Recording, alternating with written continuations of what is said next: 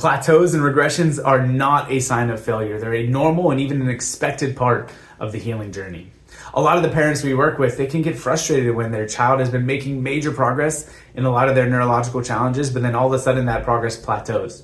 It stops, and sometimes it even goes backwards. You see regressions in that. You might see that behaviors are coming back. They were doing way better. Sleep had been looking awesome. Then all of a sudden there's more wake-ups and more challenges with that. And even emotional regulation challenges that resurface in a way that's even worse than you remembered them. Those things, when you're in that moment, really suck, right? I'm not going to beat around the bush. I'm not going to put it mildly. It is hard. You probably feel like you don't know if care is still working. You don't know if something's even wrong or something's harming your child, but that is expected. Please take a deep breath in that moment. Remind yourself that plateaus, the regressions, that part of the healing journey is normal, right? This is never a linear process. What we see is that it's not really a straight line. It's kind of like this image here, right?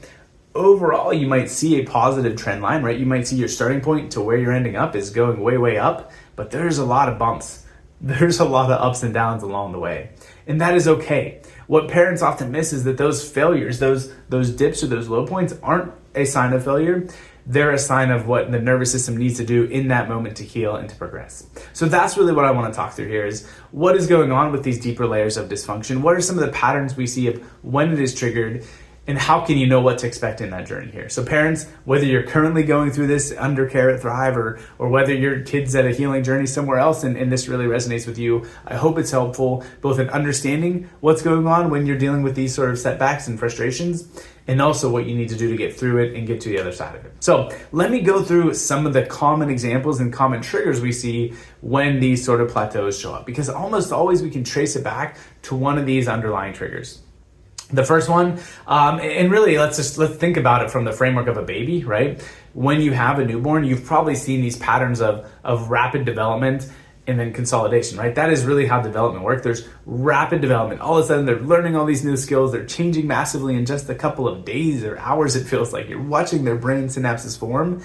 And then there's consolidation. Then they kind of get those skills into a groove and they get them into a normal pattern. It's a big leap up and then a plateau.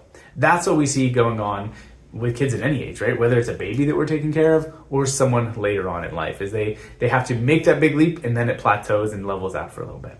Some of those triggers though, let's go through some of those. Growth spurts, developmental milestone changes are a huge one. And that really does relate to the baby example I was just referring to. Whether you are a 3-month-old, a 12-month-old, or a 8-year-old or a teenager.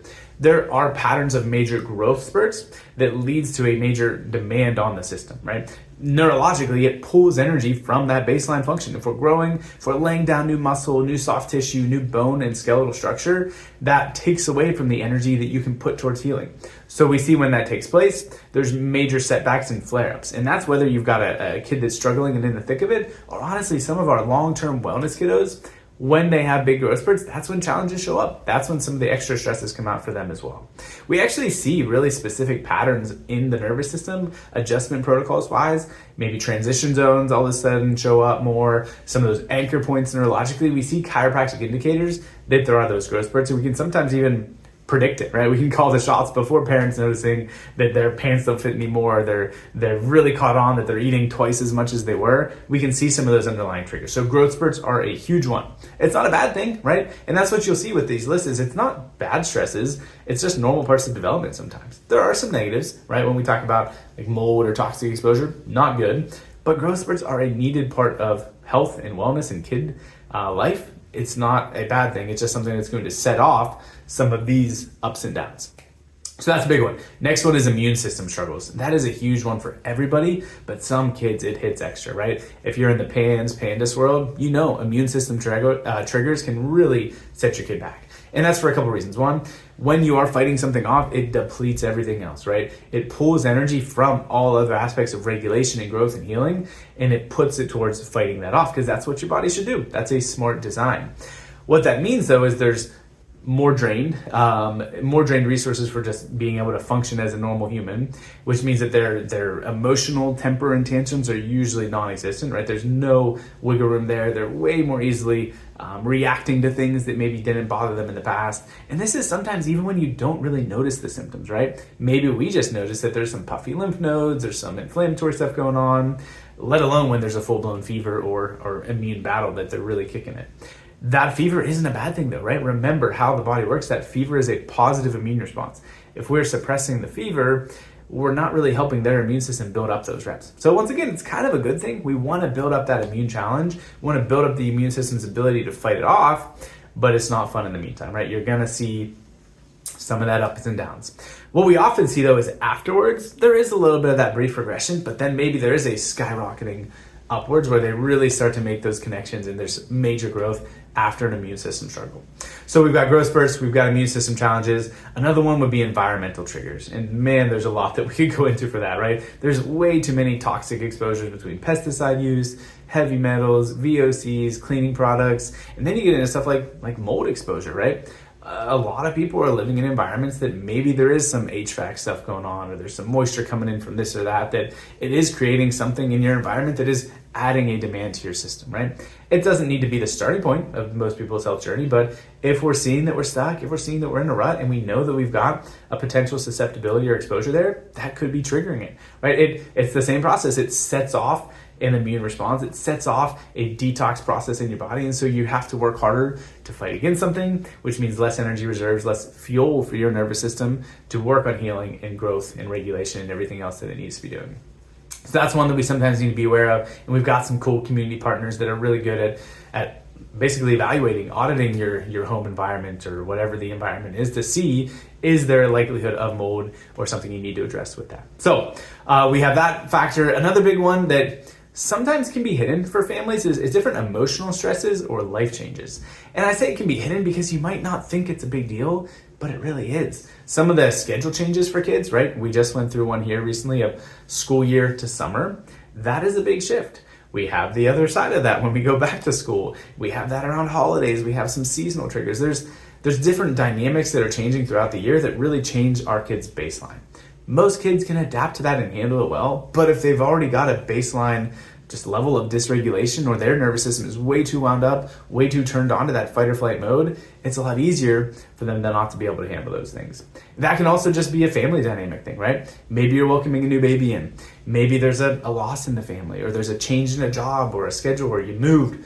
All of those things are big changes to our kids. Even if we have the context as adults of, hey, this isn't really a big deal, this isn't the end of the world, it feels way heavier for them, and it might be a big deal for them. So we need to look at those as basically helping understand why a kid is dealing with a flare-up or some sort of setback. It probably is related to one of those things. That's definitely something that we talk about in that May, end of the school year timeframe, where there's just a cluster of all sorts of weird stuff going on with schools. And even when they are in school, they're pretty much just watching movies and eating sugar in various capacities and having parties. So it's not really a great regulating environment either for a good chunk of time. Last trigger here. So we hit on growth spurts, some of the immune challenges, environmental exposures, family changes in dynamics and schedule swings. Last one is different medication overloads and how therapy can even be an overload for the system too. The way most medications work is they don't really address the cause or why you're dealing with something. They're really just muting and suppressing the symptoms. So what happens then is that when maybe a kid has been on a medication for a while, they start care, so much is suppressed, so much is locked in and really bunkered down in their system that the body's kind of just not dealing with it, right? You're waving the white flag and you're not fighting back anymore.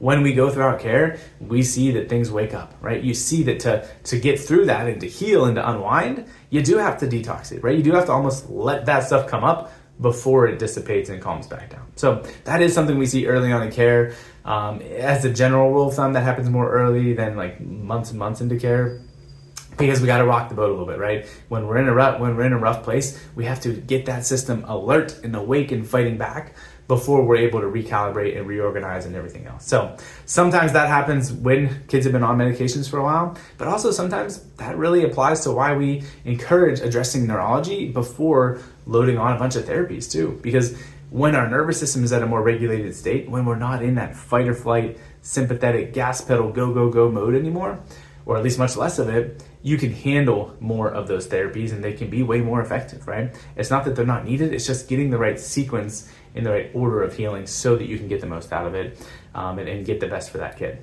So parents, to summarize here, listen, this is normal, right? Plateaus, regressions, ups and downs are never going to not be a part of a kid's care plan. What we need to do is one, understand what's triggering it. So if we need to, we can address it, right? Some stuff we don't, right? Growth spurt, you don't need to address. You just need to know there's a finish line. Maybe a mold trigger, a family stress, you can do something about. Let's figure out what's triggering it.